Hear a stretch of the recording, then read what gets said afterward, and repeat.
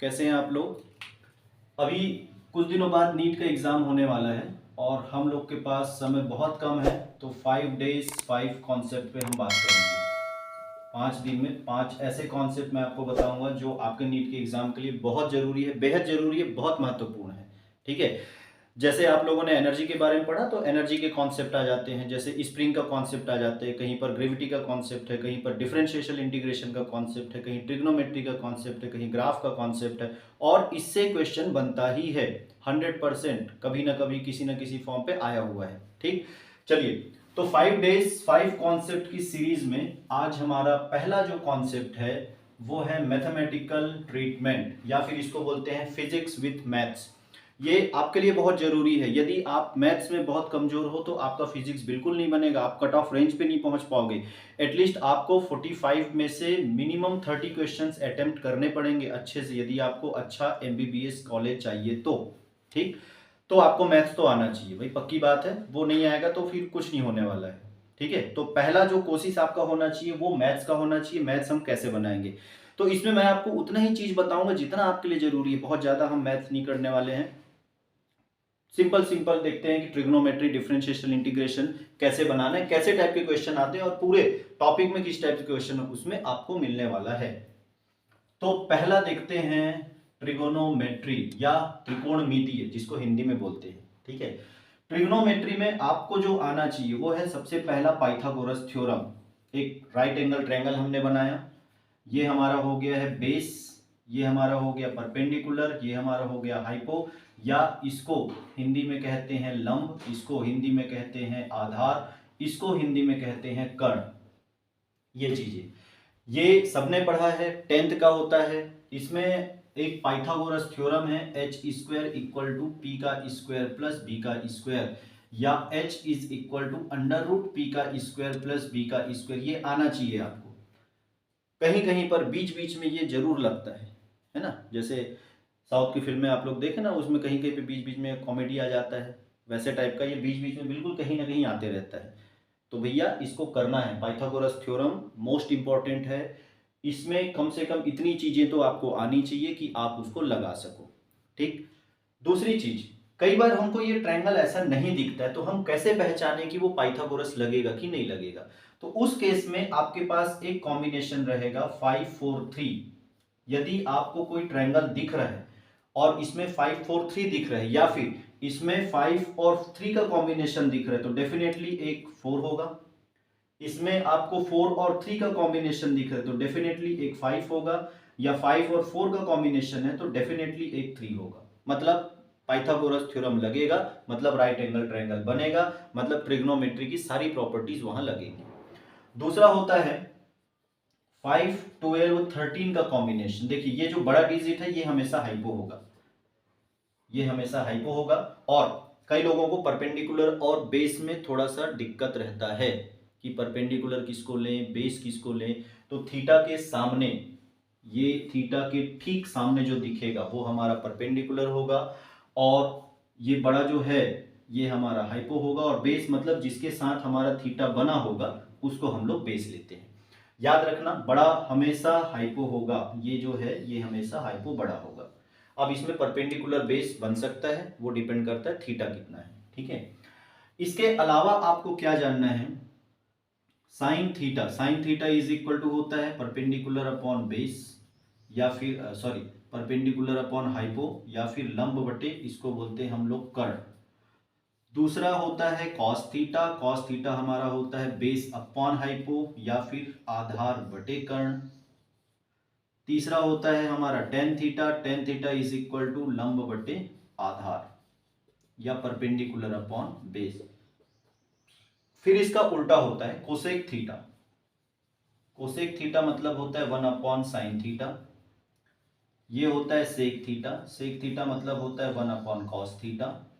ये होता है हमारा कॉट थीटा। कॉट थीटा मतलब होता है 1 अपॉन टेन थीटा। देखिए इतना चीज हम लोगों ने 10th में पढ़ा हुआ है, क्योंकि आप लोग में से कई सारे ऐसे बच्चे होंगे जो फ्रेशर होंगे, 12 के बाद के होंगे, या कई ऐसे होंगे जो ड्रॉप लेते हैं। तो ड्रॉप में भी कई सारे ऐसे होते हैं 1 साल 2 साल 3 साल ड्रॉप लेने के बाद भी एग्जाम नहीं निकलता है। तो कारण वही होता है कि हम पुरानी जो चीजें हैं, बेसिक चीजें हैं, वो पूरा भूल जाते हैं। हम उस पर मेहनत नहीं करते। और बायो के बच्चों के साथ तो दिक्कत है, वो लोग बायो इसीलिए लेते हैं कि उनको मैथ्स नहीं पढ़ना है, पर धोखा हो जाता है आप लोग के साथ, है ना। तो आप लोग को मैथ्स पढ़ना है और उतना तो पढ़ना है जितना आपको आना है एग्जाम में, मैं उतना ही आपको बताने जा रहा हूँ, ठीक। तो ये है हमारा sine theta, cos theta, tan theta, cosec theta, sec theta, cot theta. इसमें एक फॉर्मूला और है, sine square theta plus cos square theta equal to 1। ये भी बहुत ज़्यादा इंपॉर्टेंट फॉर्मूला है, इसका भी इस्तेमाल होता है। तो इतना चीज आपको जानना है। इसके अलावा कुछ एंगल हमको जानना है, कुछ एंगल, कितने एंगल में क्या वैल्यूज होती है, जैसे sine 0 degree, 30 degree, 45 degree, 60 degree, 90 degree. Cos 10, sine 0 0 होता है, साइन 30 1/2 होता है, ये 1/√2 होता है, ये √3/2 होता है, साइन 60 डिग्री का वैल्यू √3/2 होता है, और साइन 90 का वैल्यू 0 होता है, हाँ 1 होता है, सॉरी, साइन 90 का वैल्यू 1 होता है। साइन 0 का वैल्यू 0 होगा, साइन 30 का वैल्यू 1/2 होगा। सिर्फ साइन वाला याद रखो, अभी मैं तरीका बताता हूँ आपको।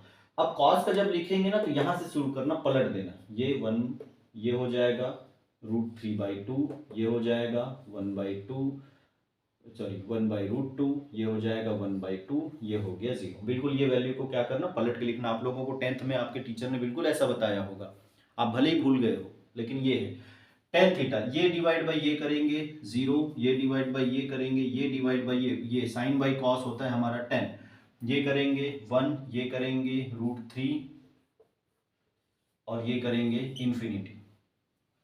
कम से कम इतना वैल्यू तो आपको याद रखना है। इसके अलावा जो और याद रखना है वो है sine 90 plus theta is equal to होता है cos theta, cos 90 plus theta, sine 90 plus minus theta, plus हो या माइनस हो, cos 90 plus minus theta minus plus sine theta. Cos 90 plus theta है तो माइनस साइन थीटा होगा, और cos 90 minus theta है तो प्लस साइन थीटा होगा। इसके अलावा साइन 180 डिग्री होता है हमारा 0, ये जरूरत पड़ता है कहीं कहीं पे। साइन 120 डिग्री, साइन 120 डिग्री होता है √3/2। कॉस 180 डिग्री ये होता है -1, और कॉस 120 डिग्री ये होता है आपका -1/2, ठीक है।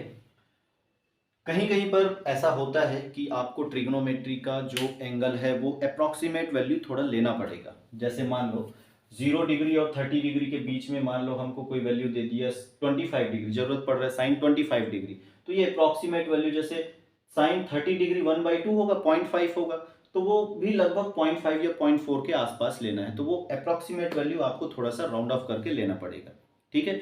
तो ये रहा हमारा ट्रिग्नोमेट्री, इतना ही पढ़ना है।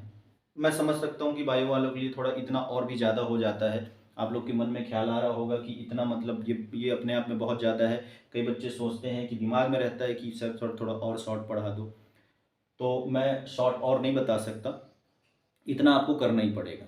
ये मिनिमम, एकदम मिनिमम है, ये आना ही चाहिए। आप चाहो तो इससे ज़्यादा जा सकते हो, लेकिन कम से कम इतना आना चाहिए, क्योंकि 5 दिन है, बहुत कम समय है। तो जिन लोगों को ट्रिग्नोमेट्री से डर लग रहा है वो इस पर थोड़ा मेहनत करें, ठीक। दूसरी सबसे इंपॉर्टेंट चीज जो फिजिक्स के लिए बहुत जरूरी है, और वो है हमारा डिफरेंशिएशन। कई सारे बायो के बच्चे होते हैं जिनको ये देख के थोड़ा सा हाथ पैर कांपने लगता है कि फिर से क्या नया चीज आ गया है ना। तो वैसा नहीं, डिफरेंशिएशन और इंटीग्रेशन बहुत जरूरी है। डिफरेंशिएशन और इंटीग्रेशन से रिलेटेड क्वेश्चंस आते हैं, कैसा आएगा वो मैं आपको बताने वाला हूँ। तो सबसे पहले डिफरेंशिएशन। डिफरेंशिएशन में पहला देखो, यदि हमारे पास कोई कांस्टेंट वैल्यू है तो उस कांस्टेंट वैल्यू का डिफरेंशिएशन होता है 0, या तो dy/dx 0 या तो dy/dt 0। अब वो डिपेंड करता है कि y किस फॉर्म पे दिया है। यदि हमको y x के फॉर्म पे दिया है तो dy/dx करना, यदि हमको y t के फॉर्म पे दिया है तो dy/dt करना है, ठीक है। तो किस फॉर्म पे दिया है ये बेहद जरूरी है आपको जानना। dy/dx होगा 0, इसको बोलते हैं हम लोग differentiation of y with respect to x। थोड़ा सा बुकीज टाइप का डेफिनेशन है। y का x के साथ में बदलाव, सीधी सी बात, एकदम सीधी सब 7 शब्दों में कहूं तो y x के साथ कैसे बदलेगा या फिर dy by D T y t के साथ कैसे बदलेगा, या फिर जैसे dz by D T z t के साथ कैसे बदलेगा, या फिर dx by D T x t के साथ कैसे बदलेगा। यहां पे जानना जरूरी है कि कौन बदलेगा और किसके साथ में बदलेगा। कौन बदल रहा है यहाँ पे, z बदल रहा है, x बदल रहा है, किसके साथ बदल रहा है, t के साथ बदल रहा है। तो आया ना समझ में।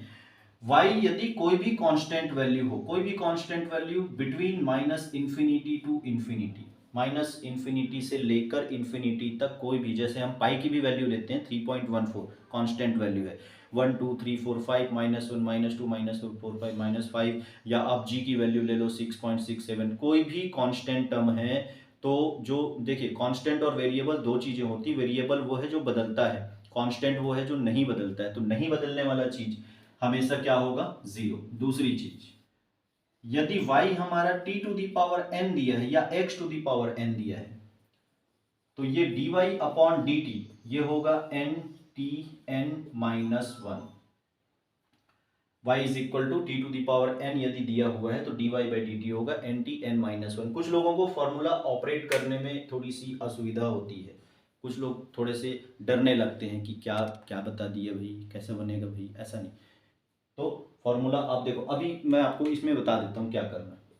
मान लो यदि हमारा y जो है ये t है, मान लेते हैं y का वैल्यू t है, तो इसका dy बाई डी टी याद रखना, यदि ये फॉर्मूला ऑपरेट करते ना बने तो सीधा सीधा y यदि t है तो dy बाई डी टी क्या होगा 1, y यदि हमारा t स्क्वायर है तो dy बाई डी टी क्या होगा 2t, y हमारा t क्यूब है तो dy बाई डी टी क्या होगा 3t स्क्वायर, y हमारा t4 है तो dy बाई डी टी क्या होगा t to the power 4t cube, y हमारा t5 है तो dy बाई डी टी क्या होगा 5t4, y हमारा अंडर रूट t है तो dy बाई डी टी क्या होगा 1 अपॉन अंडर रूट। अब यदि हम इसको देखें तो हमको चीजें समझ में साफ आ जाता है। जैसे क्या करना है, टी स्क्वायर है, टी का तो याद रखना 1 होगा, टी स्क्वायर है, टी स्क्वायर का 2t होगा, टी क्यूब है, टी क्यूब का 3t स्क्वायर होगा, t4 है, देखो 4 सामने आ रहा है, एक कम हो रहा है, 5 है तो 5 सामने आ रहा है, एक कम हो रहा है, अंडर रूट टी है तो 1 बाई अंडर रूट टी। ठीक है ना, एकदम आसान चीज है, बहुत आसानी से आप इसको कवर कर सकते हो। अब इसमें देखते हैं क्वेश्चन कैसा पूछा जाता है, क्वेश्चन किस तरीके से आएगा और इसको आपको कैसे बनाना है। ठीक है, तो सबसे पहले जब हम 1 डायमेंशनल पढ़ते हैं, 1D पढ़ते हैं, स्ट्रेट लाइन मोशन को जब हम लोग पढ़ते हैं तो स्ट्रेट लाइन मोशन पे हम लोग पढ़ते हैं डिस्प्लेसमेंट, हम लोग पढ़ते हैं वेलोसिटी और हम लोग पढ़ते हैं एक्सीलरेशन। डिस्प्लेसमेंट या इसको हम लोग बोलते हैं विस्थापन, वेलोसिटी या इसको बोलते हैं हम लोग वेग, और इसको हम लोग बोलते हैं त्वरण। ठीक, यदि हमको डिस्प्लेसमेंट से वेलोसिटी निकालना है तो एक बार उसको डिफरेंशिएट करना पड़ेगा। डिस्प्लेसमेंट का जो इक्वेशन है उसको एक बार हम क्या करेंगे, डिफरेंशिएट करेंगे। यदि हमको वेलोसिटी से एक्सीलरेशन निकालना है तो एक बार उसको क्या करना पड़ेगा, डिफरेंशिएट करना पड़ेगा। डिस्प्लेसमेंट से एक्सीलरेशन हो रहा है तो उसको 2 बार डिफरेंशिएट करना पड़ेगा। मतलब 2 बार का मतलब ये है, जैसे अब एक बार करेंगे तो वेलोसिटी आएगा, दूसरी बार करेंगे तो त्वरण आएगा। क्लियर। अभी देखो, मान लो क्वेश्चन दे दिया x is equal to T cube plus 2t square plus t plus 1, ये क्वेश्चन दिया हुआ है। इस टाइप का क्वेश्चन कई बार आ चुका है। इसमें हमको वेलोसिटी निकालना है, इसमें हमको एक्सीलरेशन निकालना है। वेलोसिटी कैसे निकालेंगे और एक्सीलरेशन कैसे निकालेंगे, तो dx अपॉन dt कर दो। मैंने बताया t क्यूब का क्या करना 3t square, 2 into T square का क्या करना 2t हो जाएगा, प्लस t का क्या होगा 1, प्लस 1 का क्या होगा 0, तो 3t स्क्वायर प्लस ये हो जाएगा 4t प्लस 1, ये आ गया हमारा dx डिवाइड बाई dt, या फिर ये आ गया हमारा वेलोसिटी का वैल्यू। इतना वेलोसिटी जो है वो मिलना चाहिए। ठीक, अब इसमें कई बार ऐसा होता है कि समय दिया रहता है कि इतने समय में निकालना है, इतना टाइम में निकालना है, तो कई बार समय दिया रहता है t इक्वल टू 0 सेकेंड। अब ये 0 सेकेंड देख के लोगों को थोड़ा सा डर लगता है कि ये क्या है, घड़ी में तो ऐसा होता नहीं है। तो 0 सेकेंड का मतलब होता है इनिशियल टाइम, याद रखना इनिशियल टाइम मतलब जब पूछा गया, जब देखा गया, चीज़ों को जब हमने देखा, जैसे ही वो चीज़ हमारी नज़र के सामने आया उस समय t इक्वल टू 0, फिर वहां से हम काउंट करना शुरू करते हैं। ठीक है, तो t इक्वल टू 0 यहाँ पे अब वैल्यू आप रख दो, 0 का स्क्वायर प्लस 4 इंटू 0 प्लस 1, तो v मिल गया हमारा 1 मीटर पर सेकेंड, ये हमको v मिल गया, ये हमारा वेग निकला। यदि आपको एक्सीलरेशन भी निकालना है तो एक्सीलरेशन निकालने के लिए क्या करोगे, a equal to D V divide by D T, जो आपका डिफ्रेंशिएशन है, जो आपका डिफरेंशिएशन है उस डिफरेंशिएशन को एक बार और करना पड़ेगा। मतलब जो वेलोसिटी आपने निकाला, जैसे ये निकाला ना हमने 3 इंटू टी स्क्वायर का क्या हो जाएगा 2t प्लस 4 इंटू टी का क्या हो गया 1 प्लस 1 का हो गया 0, तो ये बन गया 6t plus 4, T equal to मान लो 0 रख दिए तो ये आ गया 4 मीटर पर सेकेंड स्क्वायर, ये आ गया हमारा एक्सेलरेशन।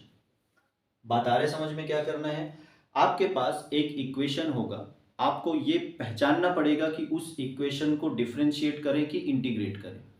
सबसे बड़ी दिक्कत जो लोगों को आती है एग्जाम में, वो चीज़ें समझ नहीं आती है। आपको पहले क्वेश्चन पढ़ना है, क्वेश्चन को समझना है कि हमको फाइनली करना क्या है। यदि मैथमेटिक्स की मैं बात करूं तो इंटीग्रेशन कहाँ करें, डिफरेंशिएशन हम कहाँ करें। ठीक है, जैसे इसी में जब हम आगे चलें तो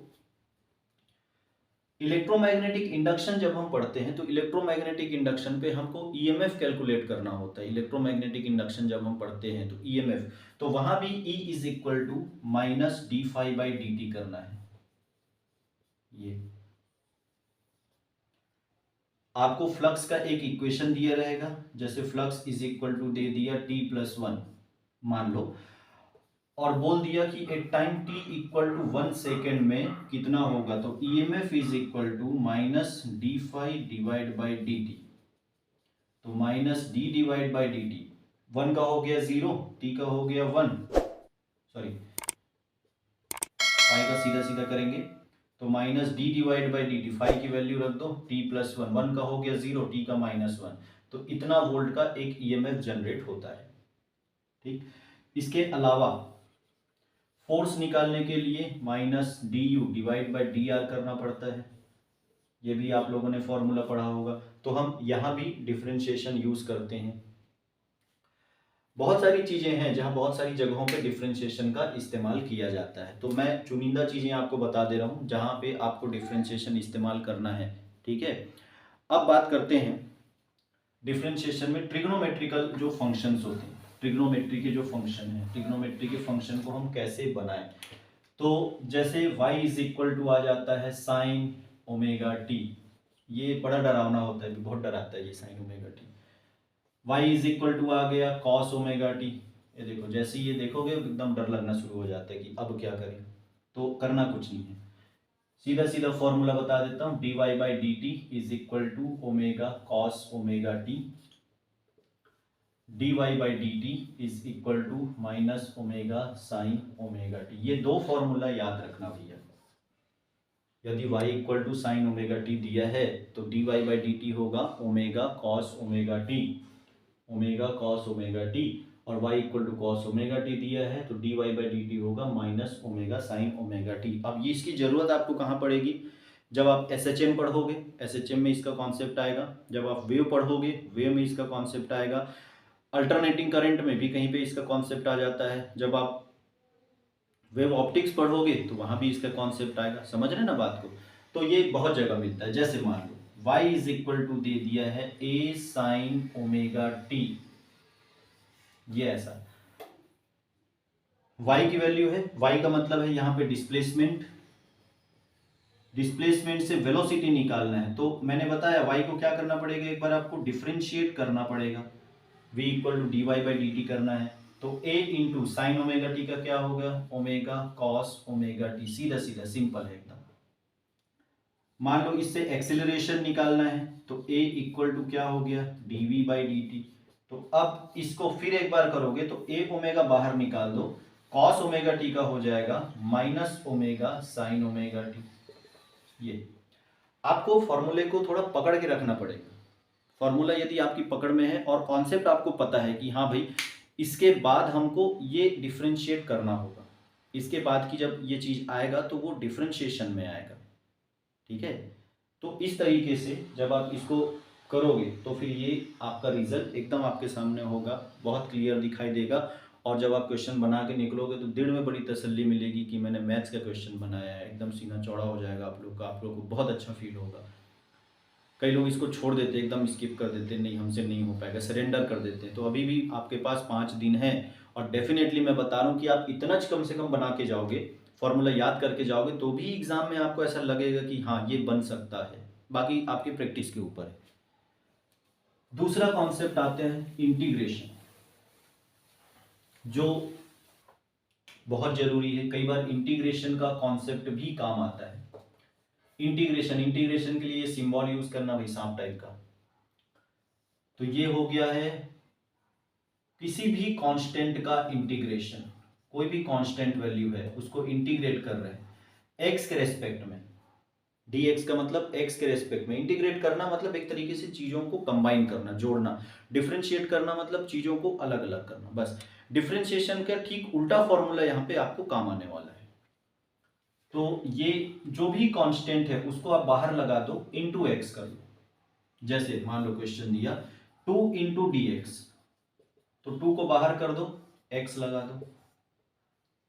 कई बार इंटीग्रेट करते समय हमको यहाँ पे a और b ऐसा दिया रहेगा या जरूरत पड़ेगी या हमको रखना होगा, तो इसको बोलते हैं लोअर लिमिट, इसको बोलते हैं अपर लिमिट। ये हमारा आ गया लोअर लिमिट, ये हमारा आ गया अपर लिमिट। अपर मतलब थोड़ा सा बड़ा है तो ये पहले अपर लिमिट को रख दो, बीच में एक माइनस साइन लगा दो, फिर a को रख दो, तो 2 इंटू बी माइनस ए, ये आ गया। दूसरा फॉर्मूला आता है x to the power n into D X का। तो ये होगा x to the power n plus 1 upon n plus 1। अब इसको कैसे करना है, तो जैसे मान लो इंटीग्रेशन ऑफ x या t के फॉर्म पे मैं ले लूं, t इंटू डी टी, तो t स्क्वायर डिवाइड बाई 2। देखो ये फॉर्मूला x के फॉर्म पे है, वो मैं दोनों के फॉर्म पे बता देता हूँ। कभी कभी क्वेश्चन x के फॉर्म पे होता है तो कभी कभी बस आपको dx dt में थोड़ा सा ध्यान देना है। t इंटू डी टी, अब देखते हैं T square into D T, ये हो जाएगा t क्यूब डिवाइड बाई 3। अब देखते हैं t4 इंटू डी टी, ये आ जाएगा t5 डिवाइड बाई 5। अब देखते हैं t5 इंटू डी टी, ये आ जाएगा t6 डिवाइड बाई 6। ये कुछ इस तरीके से आपको इंटीग्रेशन बनाना है, ठीक है। चलिए क्वेश्चन पे मैं बात करूं इंटीग्रेशन का। तो इंटीग्रेशन का क्वेश्चन कैसे बनेगा या किस तरीके से पूछा जाता है। देखो डिस्प्लेसमेंट, वेलोसिटी, एक्सीलरेशन। अब हम उल्टा जब चलेंगे, एक्सीलरेशन से वेलोसिटी निकालना है तो इंटीग्रेट करना पड़ेगा, वेलोसिटी से डिस्प्लेसमेंट तो इंटीग्रेट करना पड़ेगा। उल्टा चलोगे, x से v निकालना है तो डिफरेंशिएट करना पड़ेगा, v से a निकालना है तो डिफरेंशिएट करना पड़ेगा। a से v निकालोगे तो इंटीग्रेट करोगे, v से x निकालोगे तो इंटीग्रेट करोगे। मैं अभी भी बोल रहा हूं, जो नीट के बच्चे हैं, जो नीट देना चाह रहे हैं, अभी 7 तारीख को जिनका एग्जाम है या फिर वर्तमान में भविष्य में जो तैयारी करना चाह रहे हैं, ये वीडियो उनको जरूर देखना है। इस वीडियो से आपको बहुत फायदा होने वाला है। वीडियो को देखो, प्रैक्टिस करो घर में बैठ के आराम से, क्योंकि डिफरेंशिएशन इंटीग्रेशन यदि आपको नहीं मिल रहा है या नहीं आ रहा है या नहीं समझ में आ रहा है या नहीं बना पा रहे हो, इसका मतलब फिजिक्स में आपकी पकड़ बहुत कमजोर होने वाली है। और फिजिक्स में पकड़ कमजोर होने का मतलब है कि आप एमबीबीएस क्रैक नहीं कर पाओगे, डेफिनेटली हो ही नहीं सकता। तो मैथमेटिकल कॉन्सेप्ट बहुत जरूरी है, डिफरेंशिएशन इंटीग्रेशन जरूरी है, कैलकुलस जरूरी, कैलकुलेशन थोड़ा सा जरूरी है, कैलकुलेशन आना चाहिए। बच्चों को कैलकुलेशन ही नहीं आता है, ठीक है, तो वो आना चाहिए। अभी जैसे ये क्वेश्चन है, इसमें जैसे एक्सीलरेशन दे दिया t प्लस 1, मान लो इतना मीटर पर सेकेंड स्क्वायर का हमारा एक्सीलरेशन है, तो एक्सीलरेशन इंटू डी टी क्या मिलेगा, इंटीग्रेट करने पे v मिलेगा, दैट इज v, वापस चल रहे v मिला, t into D T plus 1 into D T, या आप ऐसा कर सकते हो, या फिर मैंने फॉर्मूला बताया, टी का इंटीग्रेशन क्या हो जाएगा, सीधा सीधा टी स्क्वायर बाई 2, और 1 का इंटीग्रेशन क्या हो जाएगा, सीधा सीधा टी। ये आपका आ गया है वेलोसिटी। करेक्ट।